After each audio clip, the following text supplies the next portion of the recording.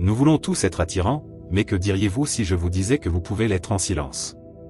Oui, c'est possible. Explorons ensemble comment développer des habitudes qui vous rendront socialement attrayants, sans avoir besoin de prononcer un seul mot. Et pas seulement cela, nous allons le faire sous un prisme stoïcien. Si vous êtes prêt à apprendre à devenir plus attirant de manière calme et puissante, restez avec moi.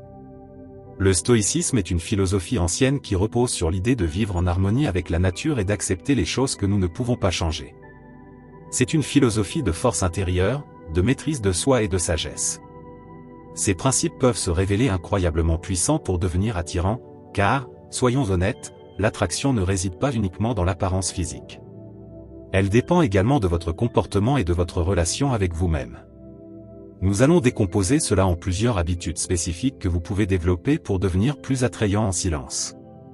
Nous parlerons de la confiance, de la tranquillité, de la présence et bien plus encore. Chacune de ces habitudes sera profondément ancrée dans les principes stoïciens, et je vous citerai des philosophes célèbres pour appuyer chaque point. Ainsi, non seulement vous apprendrez à devenir plus attirant, mais vous approfondirez également une philosophie qui peut transformer votre vie. Préparez-vous, car nous allons entamer un voyage qui non seulement fera de vous une personne plus attirante, mais également une meilleure personne. Avant de continuer, je vous invite à aimer cette vidéo pour qu'elle puisse atteindre un plus grand nombre de personnes. Et si vous ne voulez manquer aucun de mes contenus, abonnez-vous à la chaîne et activez la cloche de notification. Première habitude, la confiance. La confiance est l'une des qualités les plus attrayantes que l'on puisse avoir. Et le mieux, c'est que vous n'avez pas besoin de dire un seul mot pour la montrer. Rappelez-vous les mots de Marc Aurèle, l'un des grands philosophes stoïciens. La tranquillité parfaite réside dans l'ordre de ton esprit, dans ton propre royaume. Cette phrase nous rappelle que la véritable confiance vient de l'intérieur, d'un esprit en paix et en harmonie. Alors, comment développer cette confiance selon une perspective stoïcienne?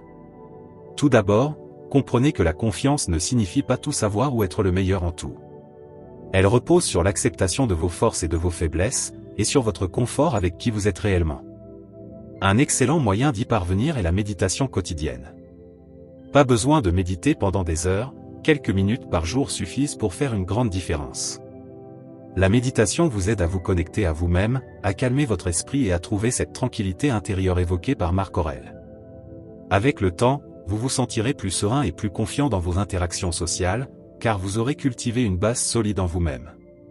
Une autre pratique essentielle est l'autoréflexion. Chaque soir, prenez un moment pour réfléchir à vos actions et à vos pensées. Que ai-je bien fait aujourd'hui? Que pourrais-je améliorer? Cette réflexion vous permettra de mieux vous connaître et de construire une confiance interne durable. Les stoïciens enseignent également à se concentrer sur ce que nous pouvons contrôler et à lâcher prise sur ce qui échappe à notre pouvoir. Au lieu de vous soucier de ce que les autres pensent de vous, focalisez-vous sur vos propres comportements et vos standards de conduite. Cette mentalité vous rendra non seulement plus confiant, mais également plus attrayant, car les gens ressentent quand une personne est véritablement en paix avec elle-même. Souvenez-vous, la confiance est silencieuse. Pas besoin de parler de vos réussites ou de vous vanter. Il suffit d'être présent, authentique, et de maintenir cette sérénité intérieure. Les gens sont naturellement attirés par ceux qui dégagent cette énergie calme et assurée. Deuxième habitude, la tranquillité. La tranquillité est incroyablement attrayante. Lorsque vous êtes calme, vous dégagez une sensation de sécurité et de stabilité, ce que beaucoup trouvent irrésistible. Comme le disait un autre grand philosophe stoïcien. Ce n'est pas ce qui t'arrive, mais comment tu y réagis qui compte. Cette citation nous enseigne que garder son calme, peu importe les circonstances, est une preuve de grande force intérieure. Alors, comment cultiver cette tranquillité? Une méthode efficace est la respiration consciente. Lorsque vous vous sentez anxieux ou stressé, arrêtez-vous un instant. Inspirez profondément par le nez, remplissez vos poumons d'air, puis expirez lentement par la bouche. Répétez cela plusieurs fois jusqu'à ce que votre esprit se calme. Un autre aspect clé est d'apprendre à accepter ce que vous ne pouvez pas changer. Le stoïcisme nous enseigne que de nombreuses choses échappent à notre contrôle, la météo, le trafic, les opinions des autres. Plutôt que de vous en frustrer, acceptez-les. Demandez-vous, est-ce quelque chose que je peux contrôler? Si la réponse est non, alors lâchez prise. Enfin, la tranquillité se manifeste aussi dans votre langage corporel. Adoptez une posture détendue mais droite, des mouvements calmes et mesurés. Maintenez un contact visuel sincère sans le forcer. Ce langage non verbal communique que vous êtes à l'aise avec vous-même et avec la situation. Lorsque vous êtes tranquille, vous donnez l'impression de maîtriser non seulement vous-même, mais également les circonstances autour de vous. Cela attire naturellement les autres, car ils perçoivent en vous une source de sérénité et de force. Troisième habitude, la présence. Être véritablement présent est une qualité rare et incroyablement attrayante. Dans un monde distrait par les téléphones, les notifications et les préoccupations constantes, accorder toute votre attention à l'instant présent vous distingue instantanément. Les stoïciens insistaient sur l'importance de vivre pleinement dans le moment.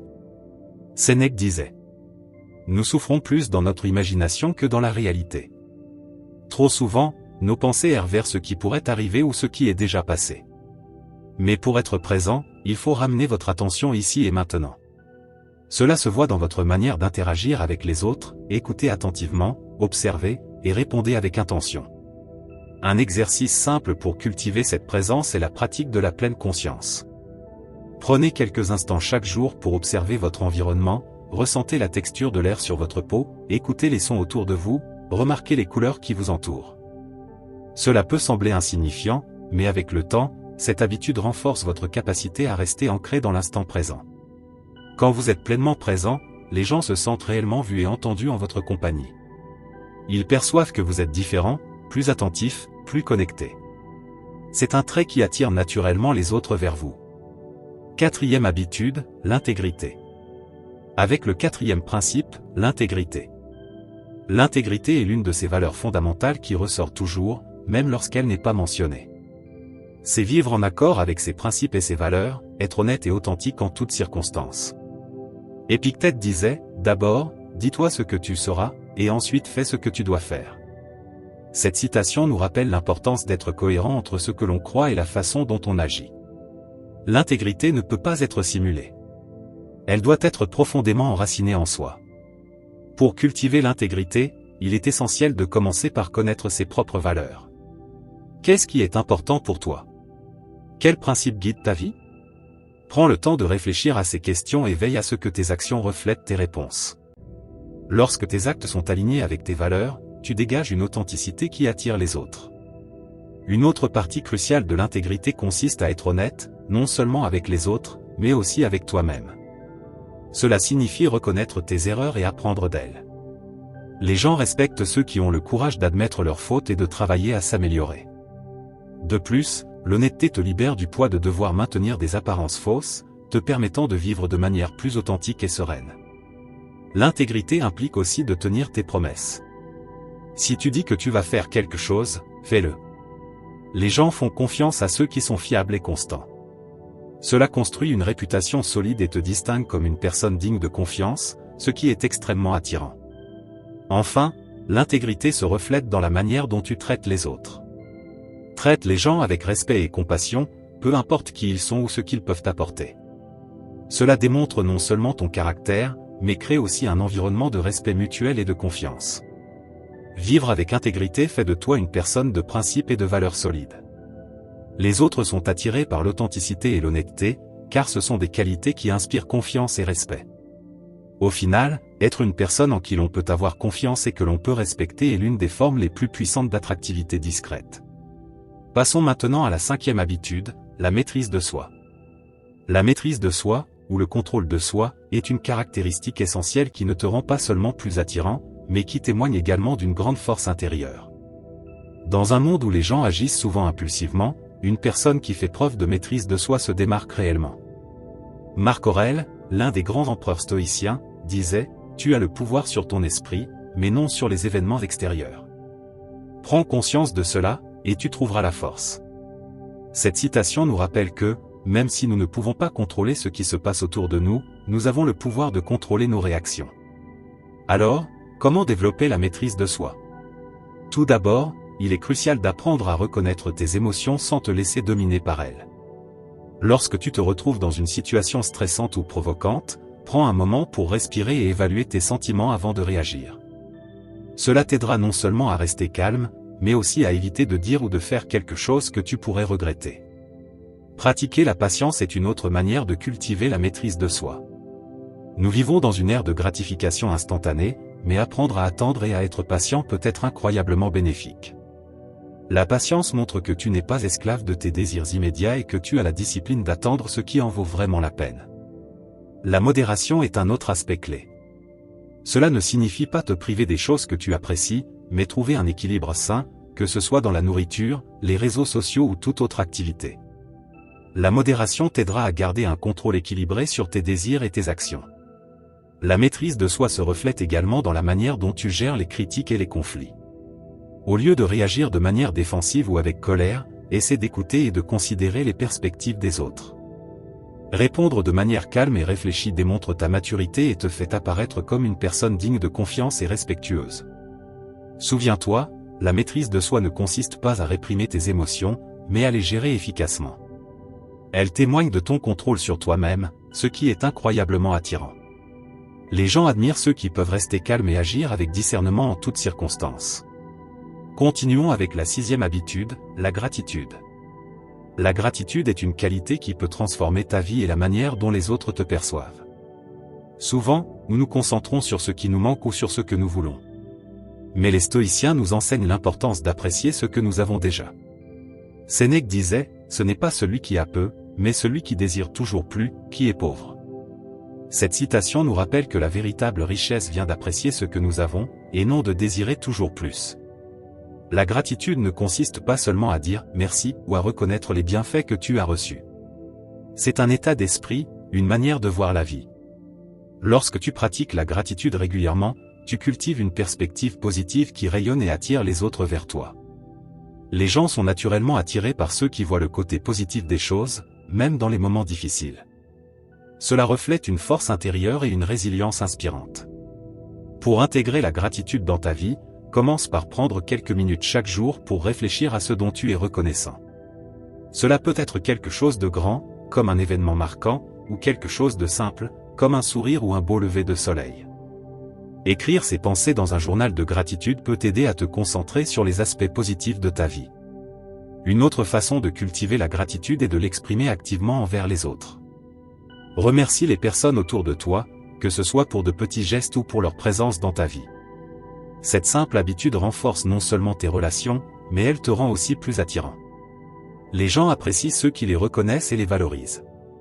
Enfin, n'oublie pas d'être reconnaissant même pour les défis ou les obstacles que tu rencontres. Comme l'ont enseigné les stoïciens, ces moments sont des opportunités d'apprentissage et de croissance. Voir les difficultés comme des cadeaux déguisés témoigne d'une sagesse et d'une maturité qui impressionnent. Poursuivons avec la 7e habitude, l'humilité. L'humilité est une qualité souvent mal comprise, mais elle est incroyablement puissante. Être humble ne signifie pas penser moins de soi-même, mais penser moins à soi-même et davantage aux autres. Comme l'a dit Épictète, il est impossible pour un homme d'apprendre ce qu'il croit déjà savoir. Cette citation nous enseigne que l'humilité est essentielle pour la croissance et l'apprentissage. Reconnaître qu'il y a toujours quelque chose de nouveau à apprendre et que nous n'avons pas toutes les réponses est un signe de véritable sagesse. Alors, comment cultivons-nous l'humilité? Tout d'abord, accepte le fait que tu ne sais pas tout. C'est l'une des choses les plus difficiles, surtout dans un monde où tout le monde veut paraître expert. Mais admettre tes limites ne te rend pas seulement plus accessible, cela t'ouvre également à de nouvelles opportunités d'apprentissage et de croissance. Une autre pratique importante est d'écouter plus que de parler. Donne aux autres l'occasion de partager leurs pensées et expériences sans les interrompre ni tenter d'imposer ton point de vue. Écouter véritablement, avec l'intention de comprendre et non simplement de répondre, montre du respect et de la considération pour les autres. L'humilité se reflète aussi dans la manière dont tu traites les autres, indépendamment de leur statut ou position. Traite tout le monde avec le même niveau de respect et de dignité. Souviens-toi que chaque personne a sa propre histoire et quelque chose de précieux à offrir. Ce genre d'attitude est très attrayant car il montre que tu valorises les gens pour ce qu'ils sont, et non pour ce qu'ils peuvent faire pour toi. Il est également important d'accepter et d'apprendre de ses erreurs. Personne n'est parfait et tout le monde fait des erreurs. La différence réside dans la manière dont nous y répondons. Plutôt que de te défendre ou de chercher des excuses, reconnais quand tu te trompes et montre-toi prêt à apprendre et à t'améliorer. Cette capacité à être vulnérable et honnête à propos de tes échecs est une grande force. Lorsque tu pratiques l'humilité, tu deviens plus accessible et authentique. Les gens se sentent à l'aise autour de toi parce qu'ils n'ont pas la pression de devoir impressionner ou rivaliser.